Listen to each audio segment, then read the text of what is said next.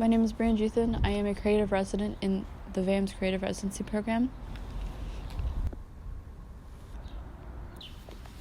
There's no specific point where I could tell you that I started being creative, or there was no year or any specific time where I was particularly more creative than other times. I realized, like, growing up as a kid, I had a hard time expressing the way that I felt with my words, and I always had comfort. I always felt comfort in doing so creatively, and I could explain a lot more by my visuals than I could ever do by my words.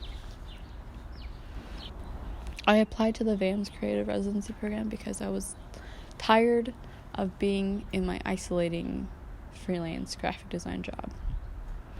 I love my profession of graphic design, but at this point of this year, it just didn't bring me joy anymore. And so I wanted something that would make me happy. I wanted to do something for me. And I saw it as an opportunity to reconnect in a community of our other artistic people. Honestly, it was never my intention to be an artist. Being creative is just in my nature.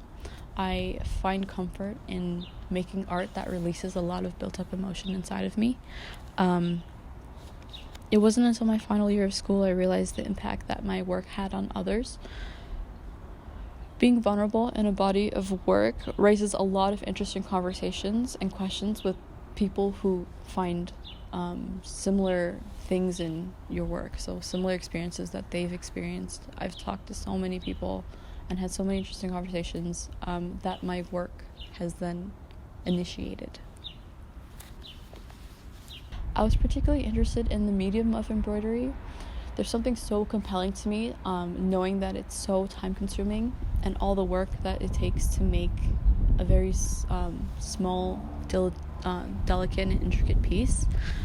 Prior to this series, I haven't really embroidered nothing to this extent, and I wasn't really sure what I was getting myself into, but I'm glad that I did.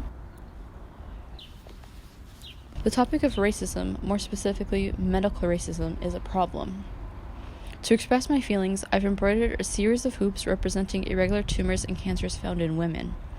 Misdiagnosed, feeling disrespected and ignored, I've created a body of work to stand in solidarity and extend my support to the individuals exploited by medical racism. The work is very delicate and alluring, but also represents a tremendous amount of pain and triggering to millions and millions of women. These people are people that you might know, a friend of a friend, a neighbor, or somebody that you briefly met. A web of interconnected threads mirroring a mutual community. Each thread represents healing and sympathy.